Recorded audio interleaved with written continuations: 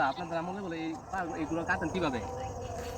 নাতি, তুমি তো আমার পুরান কালের কথা মনে করছো নাতি।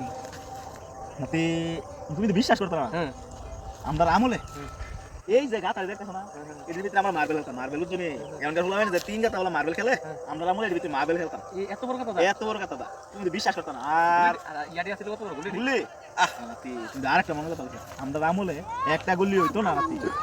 ইতা কমো নাতি, সূর্যর আগত তারা বিশাল বড়। সূর্যের চেয়ে বড় আসলে একটা আই সর্বনাশ। তারপরে এই এত ভিতরে এই গাতার ভিতরে খেলতাম। আর একটা কথা হইলো, আমরা আমলে এই গাতা কাটছি কেমন জানো তোমরা?